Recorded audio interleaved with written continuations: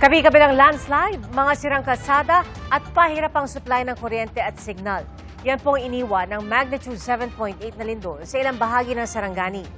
State of calamity na sa mga bayan ng Glan at Malapatan. At ayon sa Office of Civil Defense, 38 na ang kabuang bilang ng patay. Saksi, si Maki Pulido.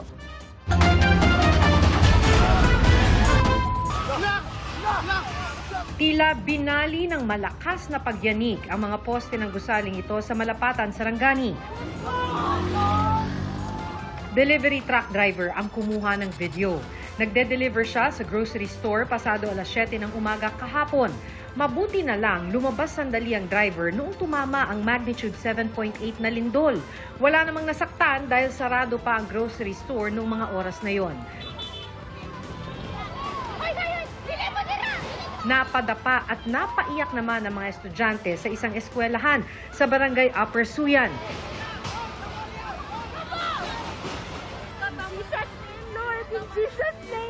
Kahapon, isinailalim na sa state of calamity ang bayan ng Malapatan na ayon sa PHIVOLCS ay naranasan ang intensity 8 na pinakamalakas na intensity na idinulot ng lindol. Matapos ang lindol, umangat na ang bahagi ng Sapu-Masla Bridge nang masira ang beam nito sa ilalim. Dahil dito ay pinagbabawal na itong daanan ng mga tao at sasakyan. Dahil hindi na matawiran yung tulay, ang ginagamit na ay yung mga maliliit na bangka o itong tinatawag nilang alul. Dito sa alul na isasakay nila yung mga motorsiklo para makatawid dito sa ilog. So ang singil dito, pwede naman yung tao, kaso 50 pesos per head. Kung motorsiklo ang isasakay mo, 100 pesos isa.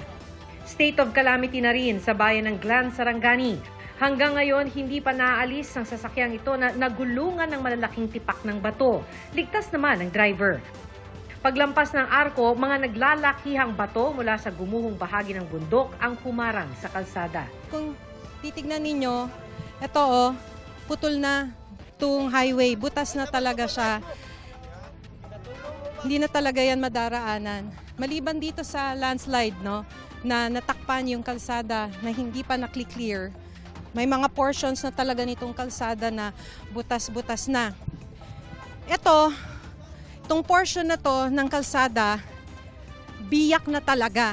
In fact, maliban sa napakalaking butas na to kung saan naghiwalay na yung kalsada, banda rito, kung makikita ninyo, umangat na itong portion ng kalsadang to.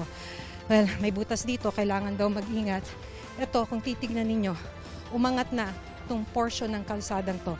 Hindi na talaga madaraanan kahit na maklear pa yung landslide sa bahaging yan. Ayon kay Glan Mayor Victor James Yap, sa inisyal na report, aabot sa 20 ang namatay sa kanilang bayan dahil sa lindol. 3 sa mga biktima, mag-iina ni Roldan Dante. Nang lumindol, nadaganan daw ng pader ang 2 anak niya, 8 months at 3 years old, pati ang kanyang misis. Nagtratrabaho noon sa bukid si Roldan kaya hindi na niya naabot ang buhay ang mag-iina.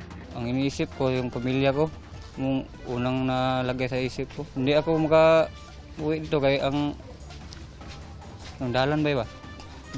Daan. Na Landslide, ma'am. Oh, hindi ako maka-uwi na dito. Tumakbo ako dito. Niambak po to sa kuan. Tumalon pa ako, hindi ko matanggap. Tubig at pagkain ang kailangan ngayon ng mga taga-Glan.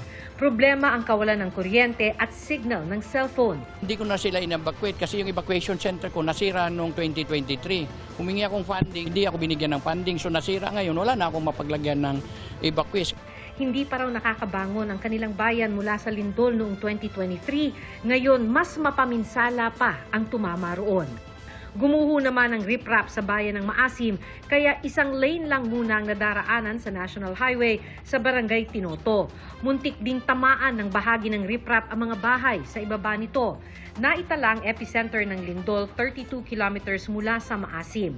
Nangangamba ngayon si Maasim Mayor Zyrex Pacquiao kung sakaling muling lumindol o umulan doon.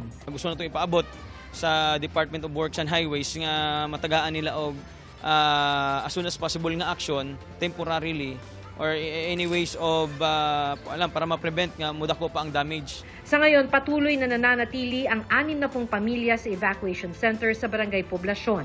Takot pa rin silang bumalik sa kanilang mga tahanan dahil sa aftershocks. Patuloy ang koordinasyon ng munisipyo sa mga ahensya ng gobyerno para matulungan ang mga apektadong residente. Sa bisa naman ng executive order, nagpatupad si Sarangani Governor Rogelio Pacquiao ng province-wide emergency measures para tugunan ang epekto ng lindol. Mula sa Sarangani, ako si Maki Pulido, ang inyong saksi.